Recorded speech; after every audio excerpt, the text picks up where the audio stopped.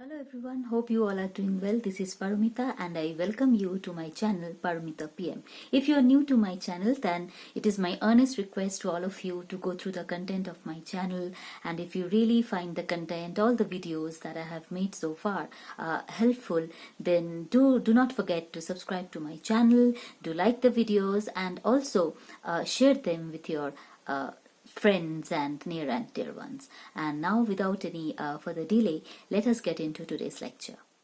In this video, I'll be looking at the poem Ulysses by Alfred Lord Tennyson. Today, I will be analyzing the poem from a different perspective. I'll try to analyze how we come across Victorian imperialism in Tennyson's poem Ulysses. So, before we get into before we get into an in-depth analysis of Victorian imperialism in the poem Ulysses, it is wise to understand the concept of imperialism. Now, as far as imperialism is concerned, we know that the domination that is exerted by one country over another country, or by one nation over another nation, using military prowess or using military strength, is what is meant by imperialism. And imperialism, therefore, is directly connected to colonialism, whereby we find one country dominates another country using military power. So when they use military power to exert their dominance over another country, they try to impose their culture, their language, everything upon the other nation, then we call it colonization, whereby one country makes every attempt to colonize or to bring under their rule another country. And when military power is utilized or military strength is utilized, then it is known as, or it is called, imperialism. In the Victorian period, imperialism was at its height. We know that colonialism began from the 15th century onwards, and it was in the 19th century, like during the rule of Queen Victoria, that it reached its height. And there are several reasons. Because during the Victorian period, several technological or scientific advancements were being made. Several technological inventions took place. So it's because of this, it's simply all these inventions, all these scientific and technological advancements simply triggered the government to explore new regions of the world, and or let's say to explore new parts of the world that were referred to as quote unquote a new world. So and this actually helped the government to explore new regions, new parts of the world, and therefore embark on a mission to expand their territory. And it was during this time, during this 19th century, that we find that major parts of Asia, Africa, and Middle East were brought under the rule of the British colonial power. And the British then not only colonized this country, not only colonized these places, but at the same time they usurped their power. They brought them under their rule and also confiscated their property and therefore colonized them. So this is what we mean by colonization, like I said, and they did this, or they achieved their mission using military strength.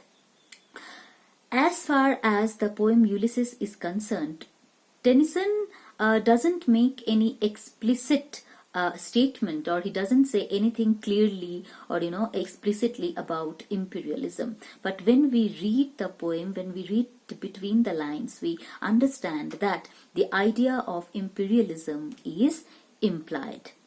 For instance, as the poem begins, we find Ulysses as a king, where he appears to be completely dissatisfied with his life as a king because he considers it to be an unprofitable life, dull and monotonous, which means that at present He is not involving himself, or he is not engaged, let's say he's not engaging himself in any adventure. So for him, living this kind of life without any adventure, or without making any without taking any initiative to conquer the world, is equivalent to losing power. And as a king, losing power means that he would not be able to bring fame and honor to his country, firstly. And secondly, if he doesn't participate, or he doesn't participate in any battle, then he would have nothing to offer for his country. And in the process, what would happen? If he continues to live a life of idleness, then he would not even succeed to record his name in the history of England. So therefore, here the idea of colonialism is implied, whereby we understand that what Tennyson is trying to say through the character of Ulysses is that as a king, if he does not conquer the other parts of the world, if he doesn't expand the territory of his kingdom, then what would happen? He would not be in that state to offer anything to his own country. And participating in a battle, conquering other countries, mean bringing them under his power, and at the same time confiscating their belongings and making many people, turning many people homeless. So this is the idea. This is the place where we find that the idea of imperialism is implicitly stated. Therefore, in this poem, we find that the idea of imperialism is not explicitly stated by Tennyson, but it is implied, it is implicitly articulated, where we find that what Tennyson is trying to say, that as the king of England, Ulysses, having a lot of power, being a king,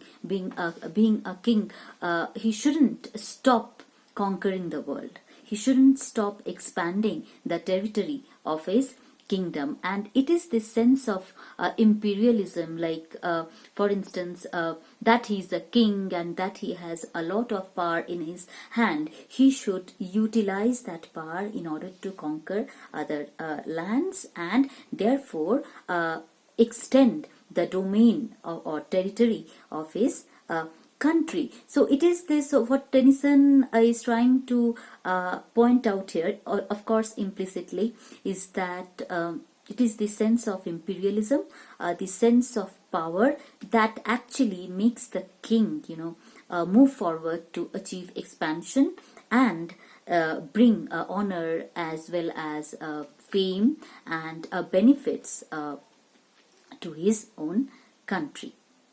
Ulysses has recently returned from his traveling, and therefore now he has a conversation with his wife Penelope and Telemachus, and he talks about his responsibilities as a ruler. And now he finds this life to be completely fruitless, futile, because it's an idle life, which he is not at all fond of, because he is basically an adventurous man. And now if we look at him, or look at his desire from the imperialistic point of view, it implies, or it means, that Ulysses feels that if he does not explore, or if he doesn't conquer other lands, then he would not be able, as a ruler, his life would turn out to be completely fruitless, and he would not be able to extend the territory of his country if he doesn't explore other places. So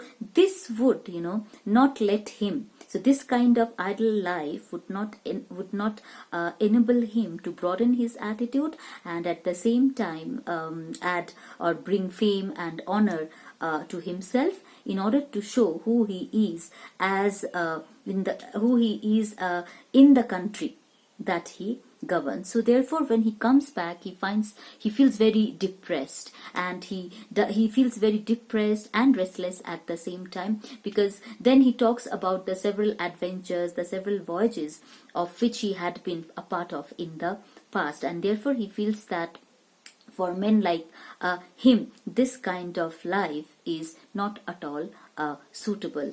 Instead, he feels that it is his son Telemachus who is best suited to be or to fulfill to carry out the role of a ruler. And for him, the what kind of role does suit him? It is the role of an explorer that is best suited for Ulysses, because it is only by using his power as a king, conquering different parts of the world, exploring new regions of the world, that he can bring fame and honor to his country, and at the same time make himself famous as a ruler, as an explorer at the same time.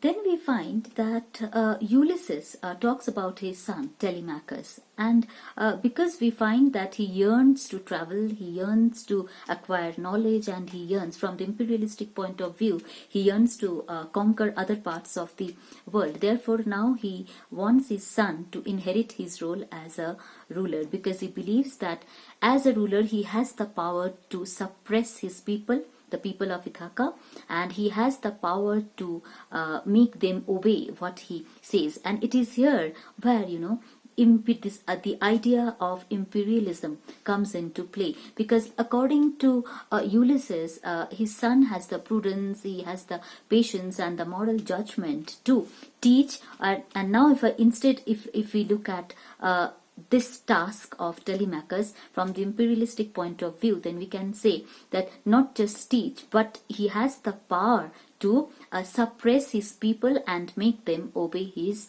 orders, so that Ulysses can go or embark on a new voyage and conquer the unexplored regions or parts of the world. We find Ulysses addressing the people of his kingdom Ithaca as a savage race. Here it is a humiliation. He humiliates the people of his kingdom by addressing them as savage races. Now the reason is, if when we read the poem on the surface, we feel or we understand that just because they live a very mundane life, they eat, they sleep, and they store wealth, and therefore they do not make any attempt to know who Ulysses actually is, what kind of a man he is. So they appear to be uncivilized to Ulysses. Now if we try to analyze again from the imperialistic point of view, we shall see that Ulysses hates, he doesn't like the people of his kingdom. Why?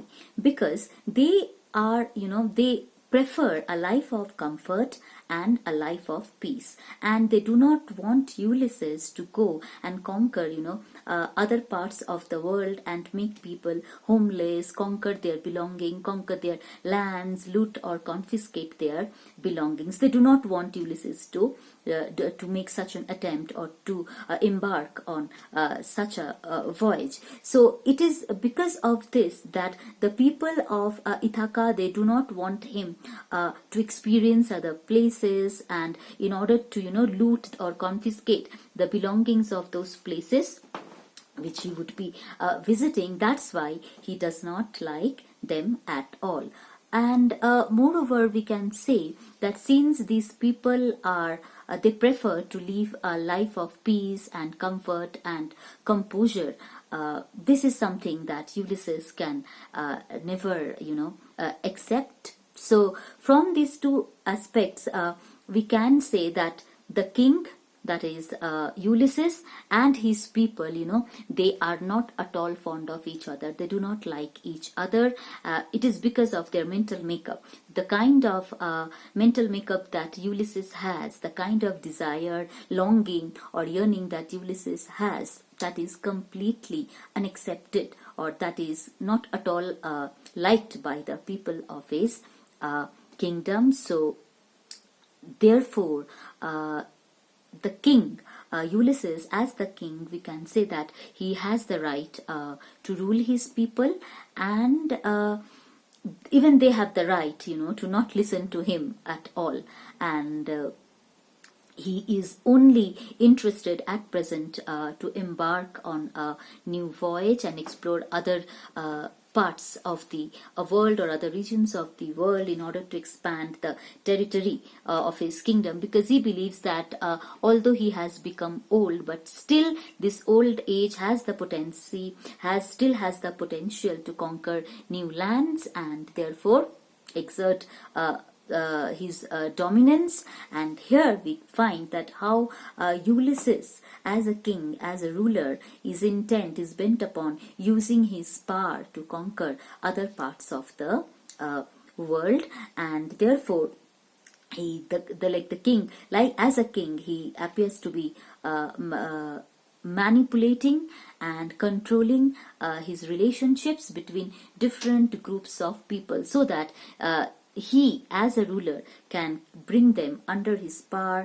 or keep them under his dominance, who would not be in a position to overthrow his power as a king. So herein comes the idea of imperialism, where we find a king using or utilizing his power to suppress the people of his kingdom, bring them under his power, under his regal power, and simply make them obey his orders. And now, since he's thinking of embarking on another voyage, therefore, he wants his son Telemachus to do the same, use his power as a king and make these people, quote unquote, the savage people, obey his orders.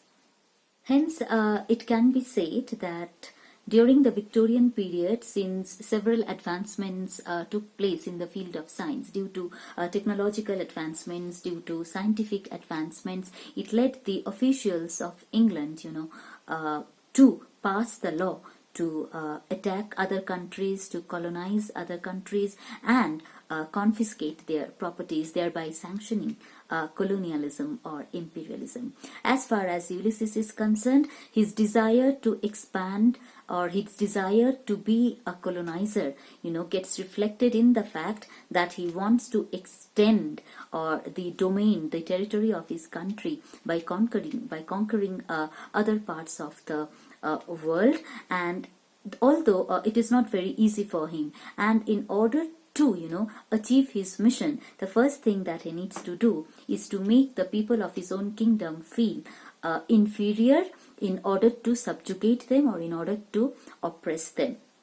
So at one point, what he needs to do is he has to first condemn the people of his own kingdom in order to bring them under his power, or in order to make them obey his rules. And then secondly, after having done this, making them realize or accept their inferiority, or making them accept their let's say their uncivilized living, then only Ulysses can embark on his new business. And what is his new business? His new business is to colonize. To go on a new voyage simply implies to colonize other countries. So if we try to look at Ulysses's mission from the imperialistic point of view, then we can simply interpret his desire to embark on a new voyage as an aim, or we can simply look at it as a mission to colonize other countries. And this is where the idea of the power of imperialism, or the idea of imperialism comes into play in the poem Ulysses. And because another point I would like to mention here is that since Ulysses is very much intent, he is longing, he is absolutely dying to go on another voyage, it means that just when he says that I cannot rest from travel, when he utters this line that I cannot rest from travel, it simply means that for him, therefore, from the imperialistic point of view, traveling means to explore or to conquer other parts of the world, and therefore colonize those countries, usurp their power, and bring them under his control, thereby colonizing them. So just as he says that he cannot rest from travel, it also implies, or it shows, that even imperialism cannot stop. imperialism cannot come to a stagnance, and it must therefore, move further and further away. And this is how we find Victorian imperialism, working in the poem Ulysses by Alfred Lord Tennyson. So with this, I come to the end of the discussion of Victorian imperialism in Ulysses. I hope you find this lecture helpful. So if you really like it and find it comprehensible, do like it, share it, and please do not forget to subscribe to my channel. Until then, bye-bye.